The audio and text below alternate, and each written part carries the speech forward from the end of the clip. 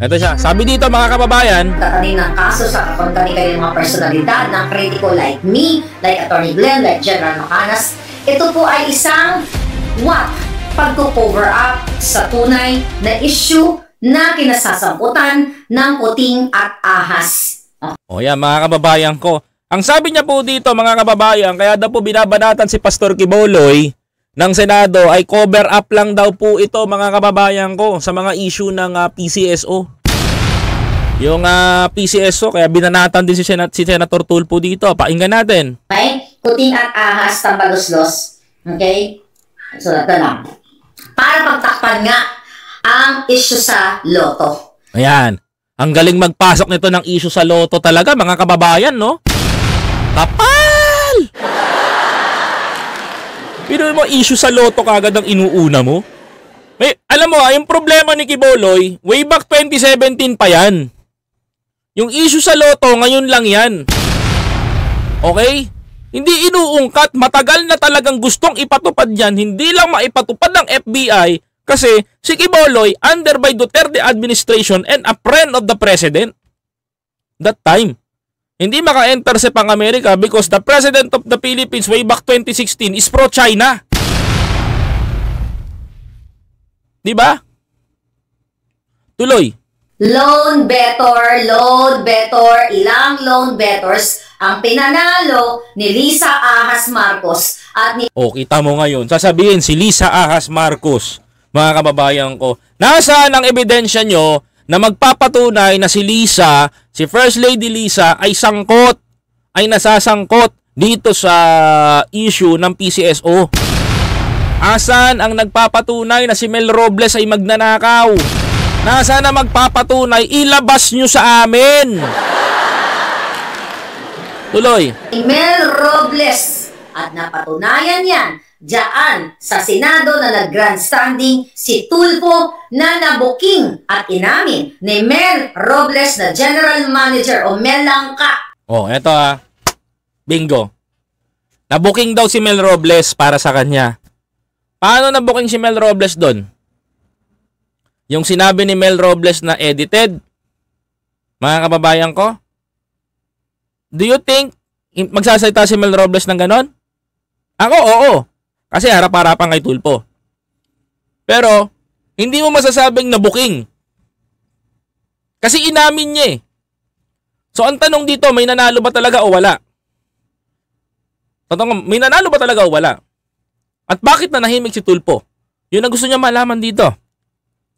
To be honest, mga kababayan ko, meron din ako isang kaibigan pa. Nanalo rin sa loto pero marami sila. Hindi ko nasasabihin. Pero tutuloy ko yan. Nakasabwat ni Lisa Marcos sa lahat ng kabalbalan, lahat ng kababuyan, lahat ng paggagancho. Magkakasabwat sila. Ang alam mo, ang problema sa'yo, Maharlika, pilit mong dinadawit yung ahensya ng PCSO. Pilit mong dinadawit yung ahensya na yan because gusto mong may mapatunayan ka. Merong gusto mo talaga na idiin dyan sa laban ng PCSO. Can you imagine? Ganito pinaliwanag ko na sa inyo kung bakit edited. Wala naman tangang tao na magpapapicture kay Mel Robles na inaabot yung yung cheque. Gusto ni Maharlika ilabas yung nanalo. Mag-check kayo sa YouTube. Mga nanalo ng loto. Merong mga iilan-ilan dyan na pinakita mo ka pero years ago. Paubos na yung pera nila. May iba pa nga naubos na yung mga biniling bahay. Diba? Pero dito mga kababayan ko, wala magpapapicture ng ganon. Once again, sinasabi ko sa inyo, kahit ako manalo ako ng loto, magpapapicture ako kay Mel Robles tapos ipopost nila kailangan sa Facebook. No way!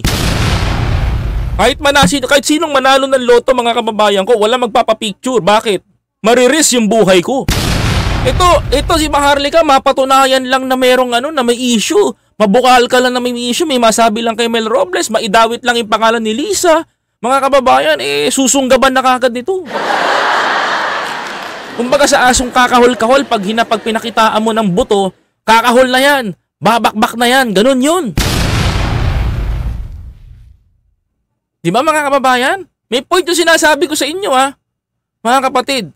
Kasi kalokohan eh. Ang daming nananalo sa PCSO. 'Di ba? Ang daming nananalo sa PCSO pero anak ka ng teteng, nakakatawa naman na walang nanalo, walang ganyan, walang ganito ginagawa. Hindi naman tanga si Tulfo kung ganun. Kapag hindi nilabas si Tulfo yan, ibobo si Tulfo. Pag hindi sinabi ni Tulfo ang katotohanan, bayaran si Tulfo, ganun. Tinapos si Tulfo yung kaso, mga kababayan ko, bakit? Nakita niya, may nananalo. Tuloy. Narinig nyo naman, nag-millions and millions of viewers, nag-viral ang birthday greetings ni Lisa Marcos, Lisa Araneta, Ano? Botod, Jahas, Smugs. Lahat na binati niya. Nagbigay siya ng mensahe kay Robles na sama-sama tayo maging milyonaryo. Bakit? Ebidensya na ba na maituturing yon na binati ni First Lady Lisa na milyonaryo, si Mel Robles? Kapag sinabi bang milyonaryo na ba yung tao? Baka nagtakapagtataka ka. Hindi naman galing sa hirap yan si Mel Robles. Wag kang tanga kasi member yan ng El Shaddai. Bago pa naging member ng El Shaddai, if I'm not mistaken, si Mel Robles, isa na yan ang mga Robles sa Santa Ana ay mga businessman. Mga negosyante na yan sa Santa Ana noon pa. Tapos sasabihin mo, milyonaryo, ang kapal talaga ng pagmumukha nito, no? Ebidensya na pala yung sasabihin ni First Lady Lisa. Ano, lahat na lang ng gagawin ni First Lady Lisa? Kailangan ebidensya para sa'yo, smuggling. Eh kung umutot lang si FL Lisa pala, mga kababayan ko, dawit na rin pala sa smuggling. Oh, nagdadala ng masamang usok, ganon, magdadala ng masamang gas. Pag bumili pala si Lisa sa tindahan, smuggling yan, smuggling. Alam mo, may masira ka lang, may maibato ka lang, may maipukol ka lang, may maiko-content ka lang eh. Alam mo, hindi ako magsasawang sagutin ka ng sagutin dyan. Alam mo, kung kahit umuwi ka pa dito, tapos ipakita ako sa'yo, sasamahan pa kita sa PCSO. Doon ka magreklamo, doon ka magwala, doon ka magyayaw-yaw ng ganyan. Hindi ka na pinapatok eh. Diba? Tuloy. Milyonaryo, babangon muli, hindi para sa tambayan, kundi para sa kanila. Narinig nyo ng lahat. Napakinggan nyo ang hearing. Ito makapal talaga siya eh, no? Narinig nyo daw lahat, narinig nyo daw ng hearing. Oh, narinig ng taong bayan. Eh, hindi naman bobo at tangan taong mga Pilipino para hindi maintindihan yung nangyayari. Subscriber mo lang ang meron nun eh, ob-ob. Kulang eh, so totoo lang. Tuloy. Na sinabi ni Tulfo na iimbestigahan niya, gagamitin niya ang lahat ng sektor, lahat ng ahensya pala ng gobyerno o pati forensic, siya para magbabayad as private investigator o lahat para lang ipakita sa taong bayan. Ano? At malaman ninyo kung sino ang mga loan bettors. O, ano nangyari nung pinakita ng PCSO kay Tulfo? Sige, ba't hindi mo maipaliwanag? O. Ba't hindi mo pa ipaliwanag dito? Bakit umurong? Yung confidential folder na yon. O. Ngayon. Ano? Naka ng teteng, puro ka pukol. Itong si Lisa Marcos, dawit sa ito, pera-pera scam. Itong si Mel Robles, dawit na ito. Bobo, matagal ng mga mayayaman yun. Ikaw, pulubi ka pa rin. Until now, consultant ka pa rin. Para kang si Jason sa 1M.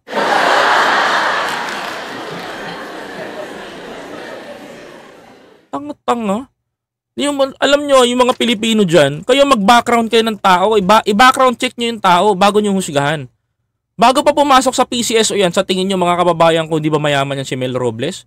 Maka nakakalimutan nyo, si Mel Robles nag-donate ng 30 million yan. Nung kampanya para tulungan si PBBM kasi wala rin pera. Bawal gumastos si BBM ng malaki. Alam nyo ba yon? Mga kababayan ko, dahil kaibigan, si Mel Robles, best friend, mga kababayan ko, nag-donate. Mga kababayan ko, totoo to. Nag-donate. So kung i-appoint man siya doon sa PCSO, nakita siya ni Pangulong Bongbong Marcos na walang bahid kurap. Naintindihan niyo ako? Ganun nakita si Mel Robles. Walang bahid kurap at hindi magnanakaw. Bakit? Taong simbahan eh. Tuwid ang buhay. May maayos na pamilya. Alam niyo kung ba't iniintriga nila si Mel Robles ng ganyan? Kasi gusto nilang mapalitan si Mel Robles ng kaalyado nila. Mga kababayan ko, bakit? Akala nyo hindi namin alam yung mga pinambabayad sa vlogger during Duterte days nang gagaling sa PCSO? Huwag kami, uy. Kumanta na si Kalbo. Tapos yung iba, source nang gagaling sa OWA. Alam namin yun. Kaya nga si Kunanan, hindi nga umapprove sa OWA. Hindi pinayagan. Kasi bakit? Kurap. Tuloy. Naganap ba? That was the first hearing. Then, nagbigay ako ng expose sa inyo na binabackdoor kinakausap ni Kuting. Okay, ni Kuting, ni Smugs, ni Robles, si Rafi Tulfo na walang nagbabackdoor, nag-investigate si Tulfo. Maliwanag naman yan eh. Hindi mo lang matanggap kasi yung expose mo ipagpipilitan mong tama ka. Kahit mali ka na, kahit wala namang basihan, itatama mo pa rin. Bobo ka ba? Example na lang eh, yung pulburon. Di ba? Yung pulburon. Until now, hindi mo ma-proven na may pulburon. Ang kwento mo dati, nakita mo, yung pulburon. Huwag kang loko-loko, may 3 kang sinabihan yan. Nasa meeting kayo. Ha? Sinabihan mo may pulburon, nakita mo. Tinatrying mo i-brainwash yung mga tao na yun. Suddenly, matatalino eh. Hindi kumagat sa'yo. O ano nangyari? Diba? Ikaw pa rin until now. Nasasabi mo may pulburon, may pulburon. Eh kung si Duterte nga, hindi na nga nangayaw nga dyan sa pulburon. Tapos sasabihin mo ngayon dito, ganyan? Sa PCSO, wala ka ng credibility. Wasak ka dito. Wasak ka sa channel ko. Tuloy. Senador ninyong Buwaka ng Jimenez, isa pa, na wag nang tuluyan si Robles. Dito sa issue ng loto, sa loan bettors, mga loan bettors. O bakit? Maglabas ka ng ebidensya mo, picture na nagkausap si Tulfo, si Robles, si Pangulong Bongbong Marcos. Eh wala ka nga mailabas. Diba? Hanggang yaw-yaw ka lang, hanggang kwento ka lang. Alam mo, binabanatan lang kita dito kasi yung mga utu-utu mong followers naniniwala sa'yo. Kaya mo yung mga followers mo, kung di ko lang din followers, eh hindi kita babanatan eh. Hindi kita i-debunk dito. Diba? Dahil every other day o every bola na lang ng loto, every draw ay may loan bettors. So, bakit may nananalo, may hindi naman nananalo ah? Lumalaki pa nga yung vet eh. Kita nyo na. Even you, Dilawan, Pulahan, anuman ang iyong political association. Pare-pareho tayong nagalit, nagwala, na gusto natin mawakasan na kung bakit hanggang ngayon. Ano, pare-parehas kayo nagwala? Hindi nga kami nagwawala dito, nagtatanong lang kami. Huwag kang gumawa ng kwento. Nagtatanong kami. Hindi kami nagwawala, walang nagwawala, ikaw lang yun. Tapos hindi ka pa Pilipino. O tama naman ako eh. Nagwala ba taong bayan, nagrally ba? Hindi, siya lang ang putak ng putak. Tuloy. Ay may mga loan bettors, billions, millions na pinapanalo si Lisa Ahas at si Mel Robles. Ayan, pinapanalo si Lisa Ahas, si Mel Robles. Grabe naman, mga kababayan ko. Pinapanalo ito, pinanalo niya si ganito, pinanalo. Lahat na kaya pinanalo mo. Wala kang ebidensya eh. Haka-haka mo lang yan eh. Toxic ka lang sa social media. Tapos pagdalaman ng mga subscriber mo, oo, tama ka, Harley ka. Totoo yung sinasabi mo. Wala ka namang ebidensya. Tuloy. General Manager, hindi ginigisa sa Senado. Oy, ginisa siya, no? Tinanong siya, inamin niya ng maayos. Ang gusto mo kasi magmalaki boloy si Robles eh. Kaso nga lang magkaiba yun.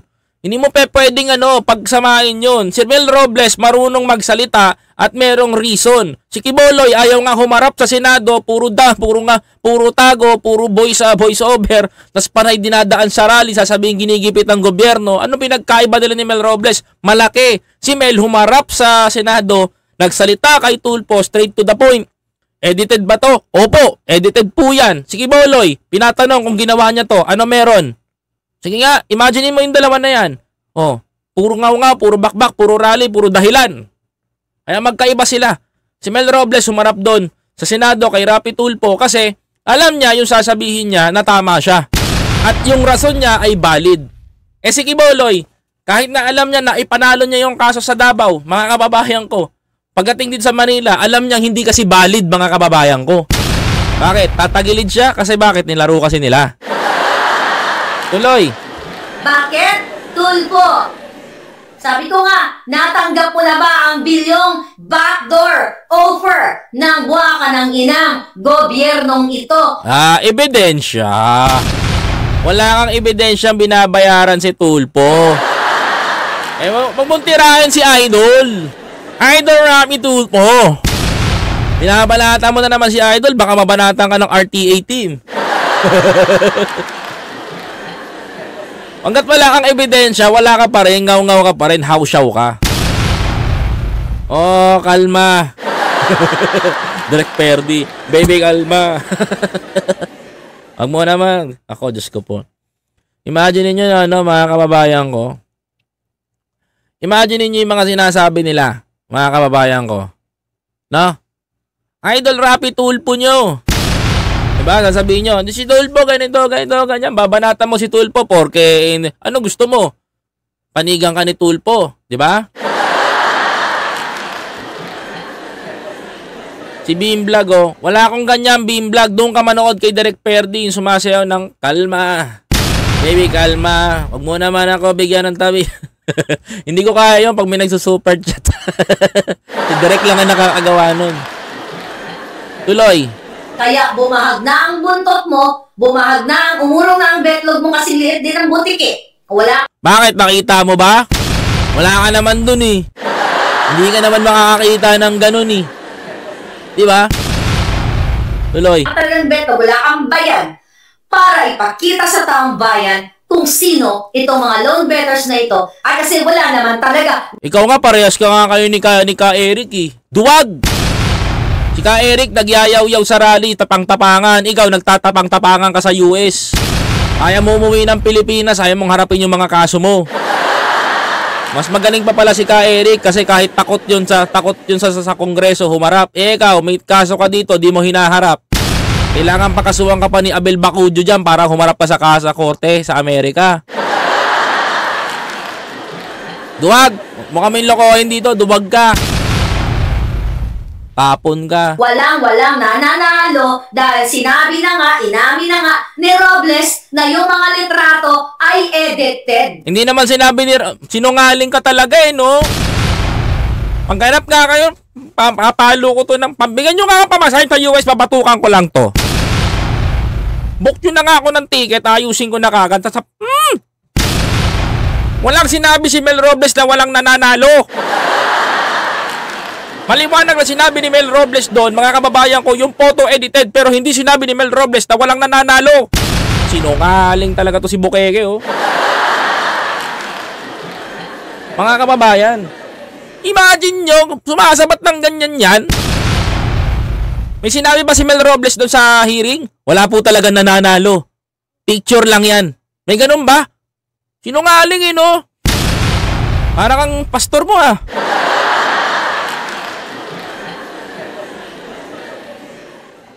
Mga kababayan na, ang sabi ni Mel Robles, maliwanag ang sinabi ni Mel Robles doon, the picture is edited. Pero walang sinabing walang nananalo. Nungaling, oh. Alam pa nga ni Mel Robles na yung pagkaka-edit is so very poor. Diba? Sinadya nila na hindi makatotohanan para malaman ng tao. Nanoloka kami sa'yo, Bukeke. Pinasasakay mo lang yung mga subscriber mo. Tuloy. So again, there's no such warm body o persona o kahit hayop ang nanalo sa draw ng loto. Oh, ano yung nanalo dito ng taga Quezon City? O ano yung nanalo ng taga Quezon City? At tanongin kita, may nanalo na taga Quezon City ngayon. Ay, ako. Ako, may pagka-chismoso ako dyan. Pero hindi ako nanghingi ng balato, ha? Kilala ko yung nanalo nung sa Quezon City. Oh, hindi ko sasabihin, yung lugar, taga Muñoz. Hindi ko sasabihin yung pangalan. Sabihin ko na sa inyo, bakit? Dati naming kapitbahay. Nanalo. Anong ginawa? Nag-invest siya ngayon. Hindi na nanalo, that's too impossible. Tuloy. Kasi ang mga litrato ay hinamo nila o ninakaw, kinamkam sa clothing company. Sinabi na nga ni Mel Robles, mga kababayan, inamin niya na. At kalat naman yan sa Google, lahat ng mga picture na yon ay kalat. Mga kababayan ko, naabutan nilang ganyan. Kalat po yan, hindi naman po maitatago natin yan. Kitang-kita naman ang taong bayan.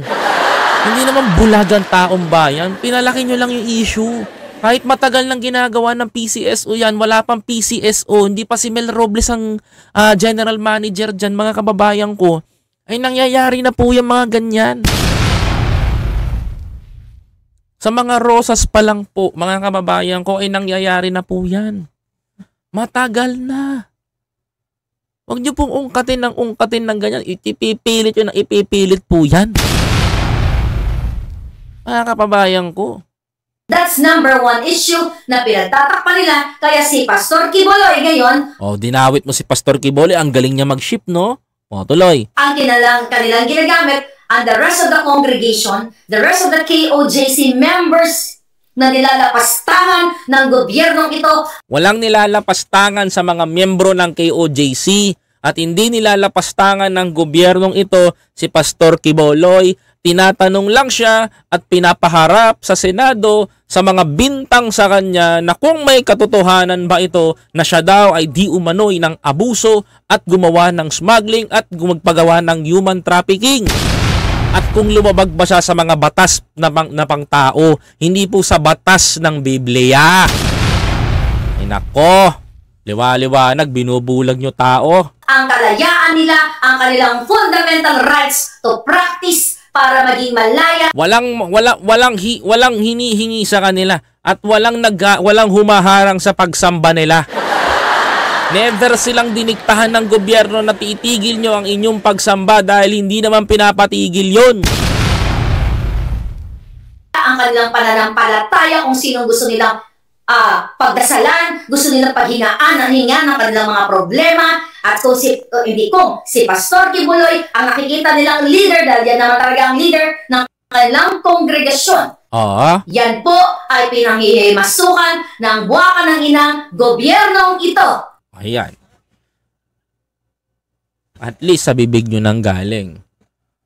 KOJC, Kingdom of Jesus Christ. Yung sinasabi po ng defender ninyo, wasak po kayo.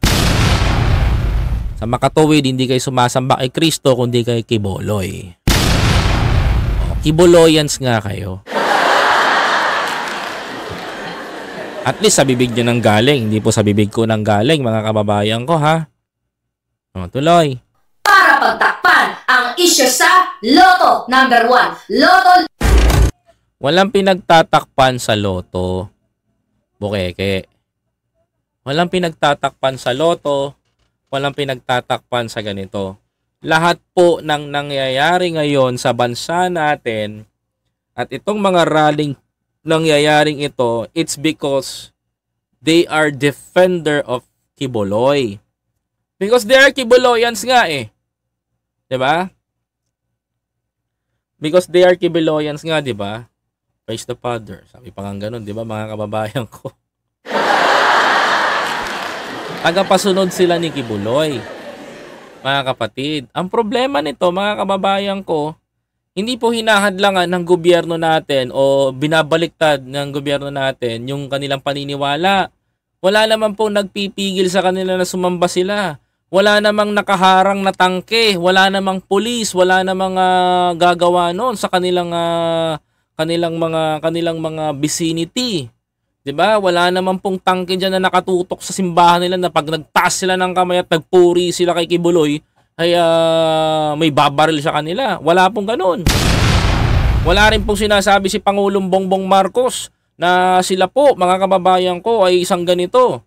Ang sinabi lang ni Pangulong Bongbong Marcos na malinaw, mga kababayan ko, ay pinayuhan niya bilang isang kaibigan si Pastor Kibuloy na harapin yung patawag sa Senado dahil ayaw ni Pangulong Bongbong Marcos na lumala pa ito at lumaki, mga kababayan ko. Hindi sinunod ni Kibuloy yung mga payo ni Duterte na magpakulong na lang o magpumunta na Senado, magpakulong na lang. Hindi rin sinunod, mga kababayan ko. Subalit nagtago si Pastor Kibuloy at sinabi niya na sa mga tula niya na magbibigay siya ng 1,000 pesos at nagbigay pa siya ng parabola na siya daw ay bantay-bantay ng pula at itim na langgam at daw protektahan daw siya, mga kababayan ko, armado. Yan ang mga sinabi sa kanya. At higit sa lahat, mga kababayan ko, napakaraming mga salitang sinabi ni Pastor. Di ba? Imagine niyo, pinigilan ba si Pastor Kibuloy na ikaw bilang isang ganito ay itigil mo na yan. Ikaw dapat ay ganito ka lang. Ikaw dapat ay ganito. Walang nagpipigil. Ang sinabi lang sa kanya ay pag-usapan. Bagkos, pagkatapos doon, pinaratangan na ni Kibuloy si BBM, si Marcos Jr. na gusto daw siya ipagurgur, gusto daw siya ipatumba, nagipagtulungan daw sa FBI. Mga kababayan ko, actually matagal ka nang may kaso sa FBI. Way back 2016. Kaya don't blame to President Bongbong Marcos na nagipagtulungan sila. Mga kababayan ko. Dahil gobyerno yan eh. Number 1, kaalyado natin ng Amerika eh. May pagkakasala ka sa Amerika. Same with the Philippines. Diba? Nangyari sa Pilipinas, nangyari sa US, nangyari sa Canada, sakit na yun. Diba? Ang daming mga questions, ang daming mga tanong. Yan ang problema. Dapat alamin muna natin, mga kababayan ko. Kaya kalma, mga kababayan ko. Hindi natin kailangan makipagsabayan sa kanila. Nasa tama po tayo, mga kababayan ko. Ngayon, kung masasabi ni Maharlika, mga kapatid, na pinantatakip lang ito sa kaso ng PCSO. Yung kaso naman ng PCSO, mga kababayan ko, ay matagal na po tapos dahil nasagot naman po ni Chairman, ni General Manager ni GML Robles, yung mga tanong ni Tulfo at nasatisfied po si Tulfo doon. Pag nasagot ba ni Mel Robles yung kay Tulfo, bayaran na ba kagad si Tulfo? No, hindi wala pa rin siyang ebidensya. Until now, mga kababayan ko, sa makatuwid, hindi lang nangyari yung gustong mangyari ni Maharlika, kaya binanata niya pati si Tulfo. Mga kababayan ko, yan ang pinakamalaking istorya doon. For me, mga kababayan ko, huwag kayong matakot tumaya sa loto. Mga kababayan ko, napakarami pong mga Pilipino, napakaraming mga LGUs, napakaraming mga patients, napakaraming mga kababayan natin ang natutulungan ng PCSO. Mga kababayan ko, lalong-lalo sa pagdadialysis. Napakaraming mga kababayan natin na naisasalba ang buhay. Yung sinasabi po nito ni Bukeke, mga kababayan ko, kung nakakatulong po ito, ay maganda sana. Kaso hindi po nakakatulong eh. Nakakasira po. Sa tingin niyo po ba kung malulugi ang PCSO? Mga kababayan ko, kung malulugi ang PCSO, sa tingin niyo po ba, mga kababayan, may makakatulong pa po ba tayo sa mga tao? Kaya ba ng channel nito na tulungan ng milyong-milyong Pilipinong umaasa sa PCSO? Hindi po, mga kababayan. Ni Singkon Duling, walang maitutulong yan dahil sarili niya nga, hindi niya rin matulungan ngayon. Ano po ba nakakatulong sa ating mga kababayan na naghihirap? Andiyan po ang PCSO. Pag lumapit ka, pipila ka, asikasuhin mo yung papel, may pang-dialysis ka na. May pang-MRI ka na. May tulong ka ng medical. May tulong ka pambili ng gamot. Napakaraming tulong ng serbisyo ng PCSO. Mga bagong modernong ambulansya ngayon na makikita ninyo. Yan ang PCSO. Kung kailan nagkaroon ng matinong namamahala dyan, ayaw ninyo. Totoo. Ayaw nitong mga to. Bakit? Madaling gumawa ng pera sa PCSO? Pwede. Marahil. Totoo. Pero ngayon nagkaroon ng matinong taong dyan sa PCSO, ayaw ninyo? Bakit ayaw ninyo? Takot kayo. Ayaw nyong humarap sa katotohanan. Kasi si Mel, totoong tao. Kaya bawal ang kurap dyan sa PCSO. Kung sinabi man ni Lisa na milyonaryo, mga kababayan ko, para sabihin ko sa inyo, hindi matuturing na ebidensya yon. That is a words from the mouth of the First Lady. Hindi lahat ng sasabihin ni First Lady ay ebidensya to na milyonaryo, corrupt si Mel. Maniniwala pa pag sinabi ni First Lady, suddenly, sinabi ni First Lady, milyonaryo, it's a joke. Palibasa kasi Maharlika, kaibigan niya si Mel. Pwede naman eh. Mel, milyonaryo. Oh. Walang problema dun. Walang problema sa sinabi ni First Lady dun. Wala akong nakikitang below the belt or betting o may salang pagnanakaw. Pero tanong ko lang, Maharlika, noong panahon ba ni PRRD, isa ba kayo sa sangkot sa PCSO? Kaya gusto nyong iupo ulit yung dating kaibigan nyo na tumikit kay BBM? Diba sabi ni Kalbo, diyan kumukuha ng pondo. Be careful. Alam namin ang galawan nyo ni Byron. Hindi kami mangingiling na harapin kayo. That's all.